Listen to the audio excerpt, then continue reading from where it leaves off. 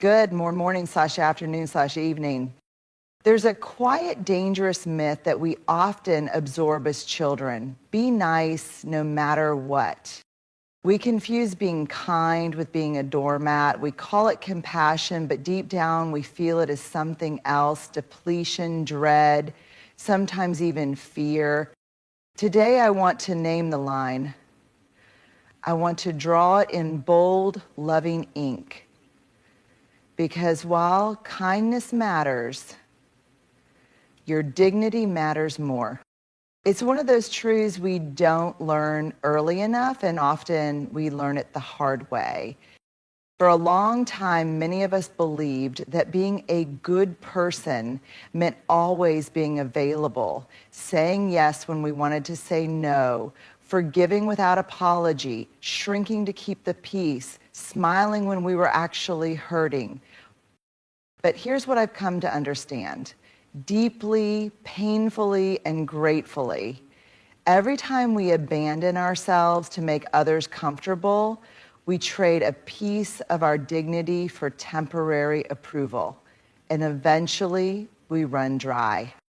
Boundaries are not walls, they're not ultimatums, they are the clearest expressions of what we value, both in ourselves and in our relationships. A boundary says, this is what's okay with me, and this is what's not. It's not about pushing people away. It's about drawing a circle around your worth and saying, I will no longer stand in spaces that require me to betray myself. The moment you set a boundary, a real one, not out of anger, but out of clarity, something powerful happens.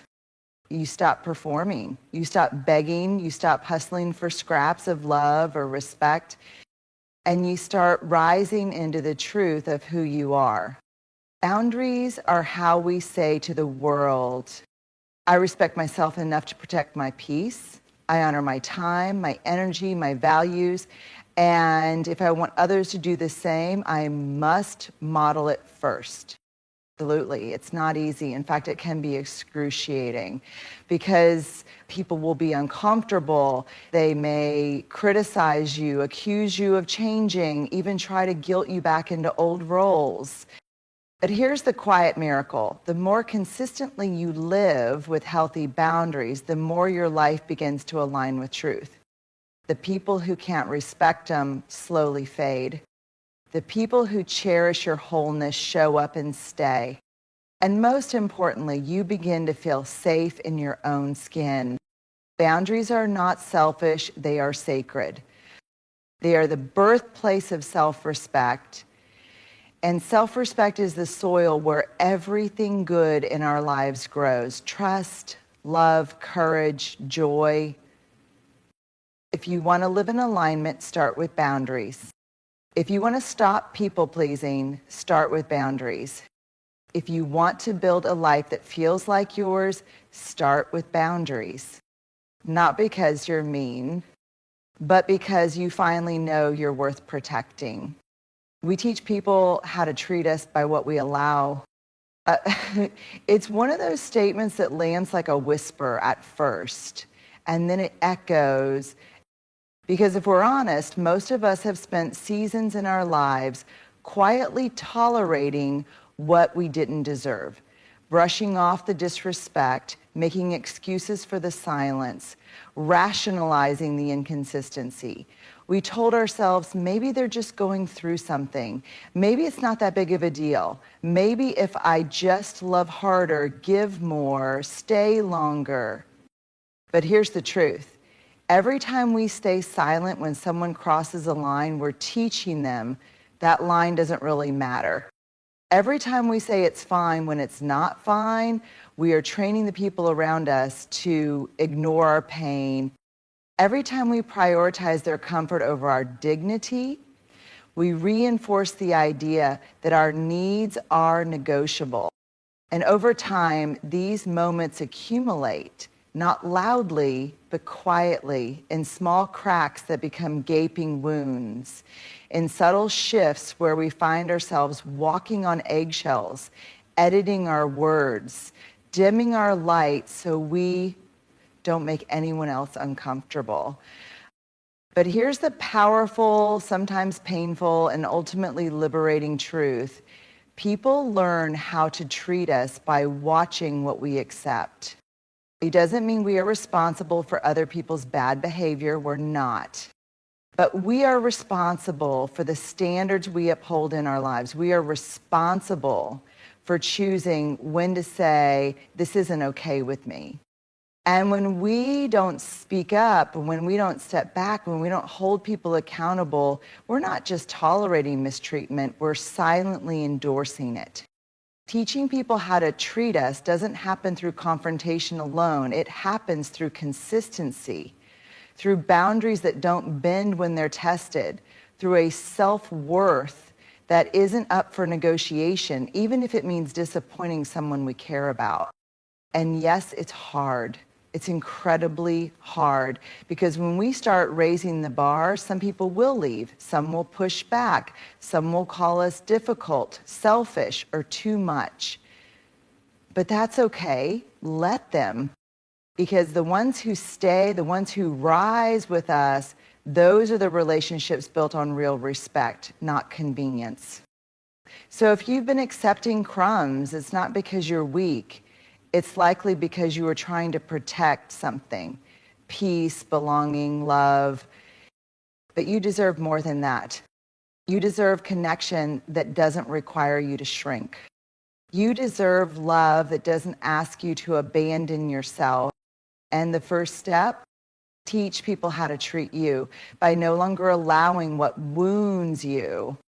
Let's say that again, because too often we confuse the two, especially those of us who lead with big hearts and soft edges.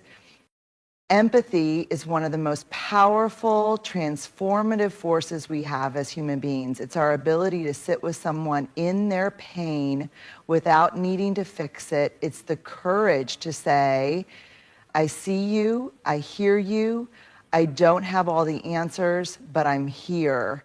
And I'm not leaving. But empathy does not mean we abandon our boundaries. It does not mean we excuse harmful behavior.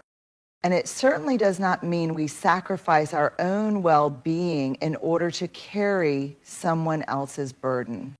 Enabling, on the other hand, is when we allow, excuse, or even protect behavior that is harmful to us, to the person doing it, or to others. It's when we blur the line between helping and rescuing. It's when we become so invested in keeping the peace or preventing pain that we stop telling the truth. Empathy says, I love you, and I believe in your capacity to grow. Enabling says, I'll absorb the consequences so you don't have to change. See the difference? One honors the other person's humanity and agency. The other unintentionally keeps them stuck. And here's where it gets tricky. Empathy without boundaries becomes enabling. It turns our compassion into self-abandonment. We stay in unhealthy relationships because they've been through so much. We excuse broken promises because they didn't mean it. We justify repeated harm because they're hurting and I don't want to make it worse. But here's the hard truth. Allowing someone to treat us poorly, even if they're hurting, isn't kindness. It's complicity. Empathy doesn't require us to betray ourselves. It invites us to care without caring, to love without losing ourselves, to witness pain without making it our job to heal it alone. In fact, one of the most loving, empathetic things we can say is, I care about you enough to tell you the truth. I won't shame you, but I also won't shield you from the impact of your behavior because I know you're capable of more. Real empathy doesn't shrink in the face of discomfort. It doesn't whisper lies to keep the relationship intact. It shows up with clarity and courage. It holds space and holds the line. So if you're someone who feels deeply, who shows up for others, who carries a heart that aches when people suffer, don't stop being empathetic. That is your strength. But remember, your empathy is not a permission slip for others to hurt you. It is not your job to absorb the consequences of someone else's choices. You are not responsible for someone else's healing, only for how you show up in your own truth. Empathy is not enabling. Empathy is love with boundaries. Empathy is presence without rescue. Empathy is powerful, but it's even more powerful when it's partnered with self-respect. That might sound harsh at first, especially if we've been raised to believe that love is soft, forgiving, and unconditional at all costs. But real love, love that honors both people, isn't just warm. It's honest, it's brave, and it's willing to say the hard things even when it's uncomfortable. Because here's what love without accountability becomes: enabling, avoidance, resentment. It's a kind of love that tiptoes, walks on eggshells, and tolerates pain in silence just to keep the peace. But that's not peace, that's appeasement. And it comes at the cost of trust, truth, and dignity. Accountability is not about punishment, it's about responsibility. And saying, I care about you too much to let you keep hurting yourself or others. I respect you enough to tell you the truth. When we hold someone accountable, we're not shaming them, we're inviting them to grow. We're saying, I see who you are, and I also see who you can become. That is an act of love, not control. And when someone holds us accountable, when they say, hey, that thing you said hurt me, or you dropped the ball and it impacted the team, it may sting, but if it comes from a place of care, it's a gift. They're trusting us enough to be honest. They're choosing the relationship over comfort. They're choosing growth over pretending. Think about it. The people who have shaped us the most, the mentors, friends, parents, partners, they didn't just cheer us on when we were at our best. They were willing to call us out when we needed it. They said the thing we didn't want to hear, not to hurt us, but to help us become better. That's love. Tough, brave, uncomfortable love. And we need more of it in families, in friendships, in leadership, in communities. Because a relationship without accountability isn't safe, it's shallow. You can't build trust in an environment where no one is willing to speak the truth. You can't build intimacy with someone who refuses to take ownership of how they show up. And you can't create change without a willingness to say, this behavior isn't okay, and I believe you can do better. Love isn't letting people off the hook. Love is looking someone in the eye and saying, I'm still here, but this has to change. It's the friend who says, you've been drinking too much, I'm worried about you. It's the parent who says, you don't get to talk to me that way and still expect support. It's the partner who says, I love you, but if you keep shutting me out, we won't survive. Those are the conversations that feel like conflict, but are actually commitment. They say, this matters to me, you matter to me enough to be real. So let's stop pretending that love means always being agreeable. Let's stop thinking that calling people in is the same as calling them out. Let's learn to live in the tension of both care and truth. Because accountability is not cruelty. It's not betrayal. It's not rejection. It's one of the deepest forms of love we can offer another person.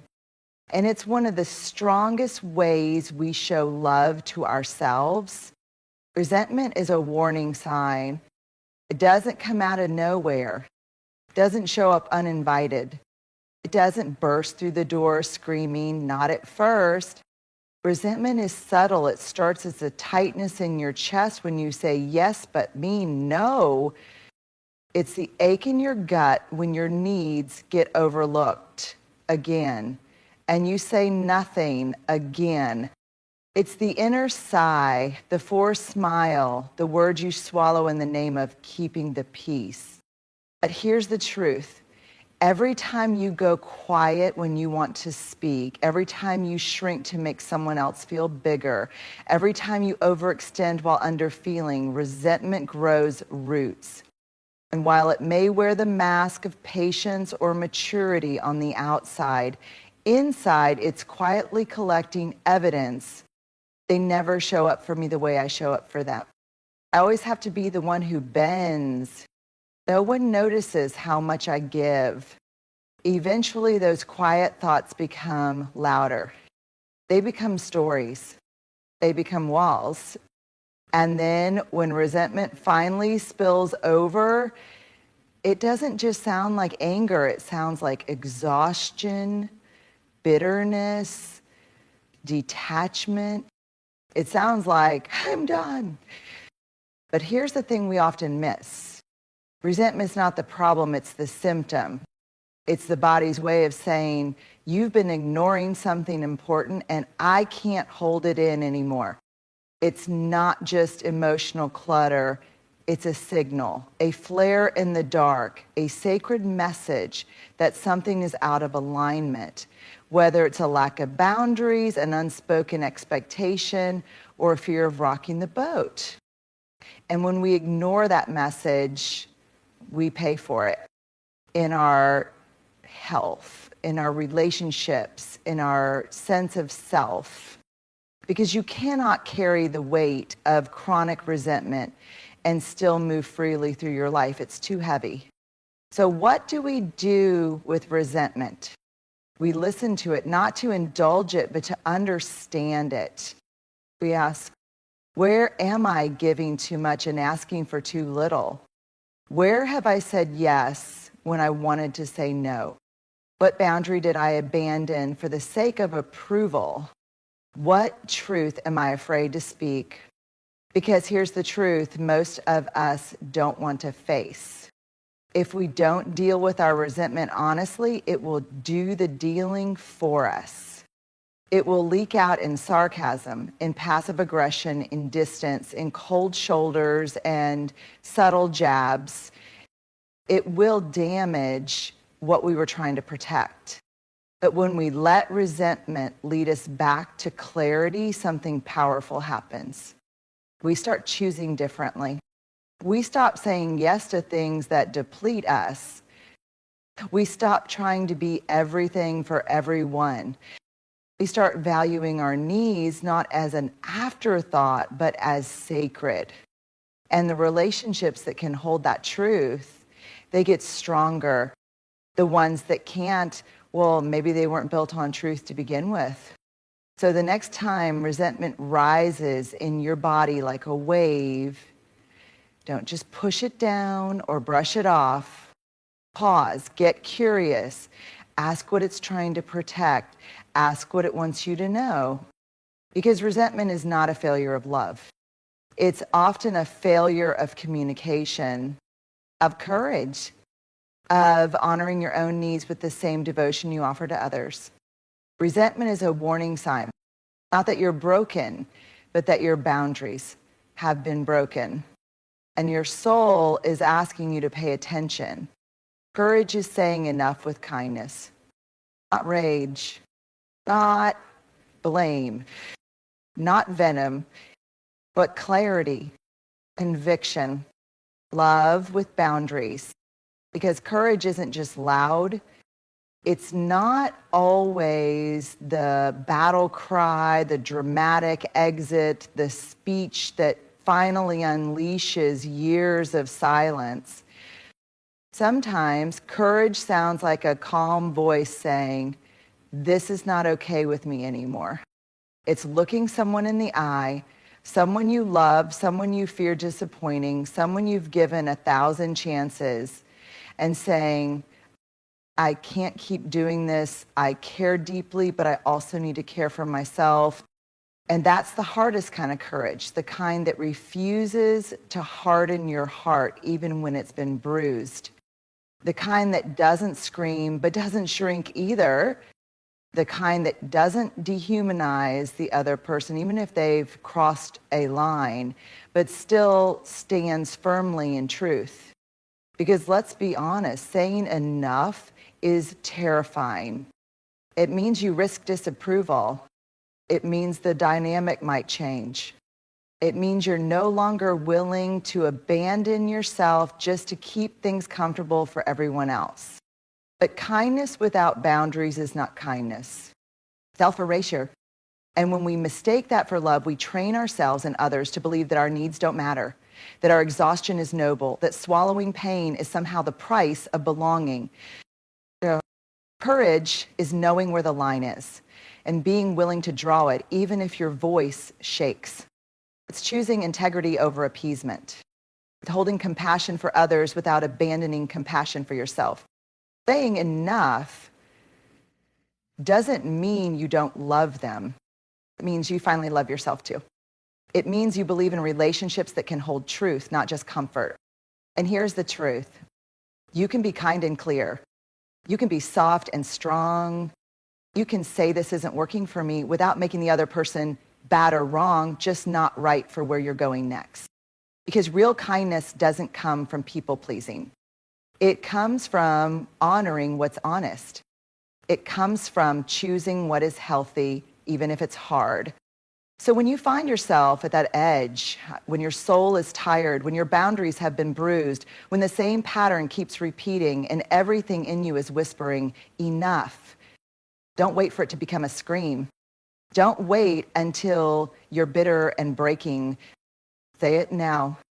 Say it with love. Say it with a steady heart and a voice that knows it's worthy.